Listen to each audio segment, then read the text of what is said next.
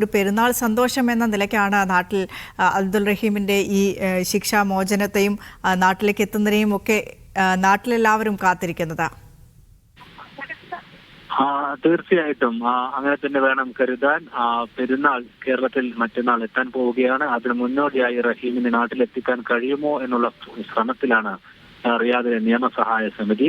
ഇപ്പോൾ പൂർത്തിയായിരിക്കുന്നത് റഹീമിന്റെ ജയിൽ മോചനമാണ്. എന്ന് വെച്ചാൽ സാങ്കേതികമായി ജയിലിൽ നിന്നും റഹീം മോചിതനായിരിക്കുന്നു. ഇനി നാട്ടിലേക്ക് എത്തുവാനുള്ള നടപടിക്രമങ്ങൾ അത് മാത്രമാണ് ബാക്കിയുള്ളത്.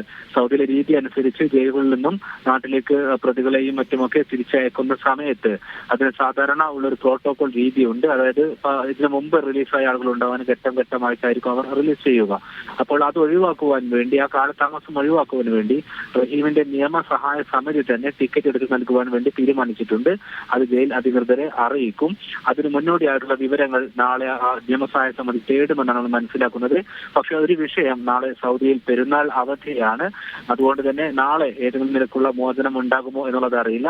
ഏതായിരുന്നാലും ഒരു കാര്യം ഉറപ്പാണ്, ജയിൽ മോചിതനായിരിക്കുന്നു. ഇനി ഈ നിയമ നടപടികൾ പൂർത്തിയാക്കി വിമാനത്താവളം വഴി നാട്ടിലേക്ക് എത്തേണ്ട ഒരു നടപടിക്രമം മാത്രമാണ് പൂർത്തിയാക്കാനുള്ളത്.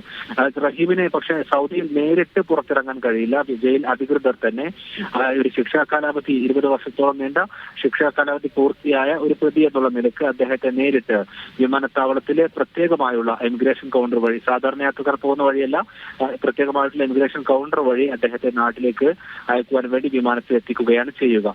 ഈ ഒരു നടപടിയാണ് ഇനി പൂർത്തിയാക്കാനുള്ളത്. പക്ഷേ അതിന് എത്ര സമയമെടുക്കും എന്നുള്ളത് നാളെ ഒരു പക്ഷേ അറിയാനായിരിക്കും. പ്രത്യേകിച്ച് പെരുന്നാൾ അവധി കൂടി ആയതിനാൽ അത് കഴിഞ്ഞാകുമോ അതല്ല അതിന് മുന്നോടിയായി തന്നെ റഹീമിനെ നാട്ടിലേക്ക് മടങ്ങാനാകുമോ എന്നുള്ളത് ഒരു പക്ഷേ നാളെ അറിയാനാകും.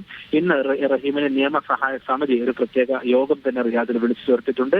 അതിൽ ഇത് സംബന്ധിച്ചുള്ള കൂടുതൽ നടക്കുകയും നാളെ ജയിൽ അധികൃതരെ കാണുമെന്നുള്ളതാണ് നമ്മൾ പ്രതീക്ഷിക്കുന്നത്. ശരി, അഫ്താബ് റഹ്മാനാണ് വിശദാംശങ്ങൾ പങ്കുവച്ചത്.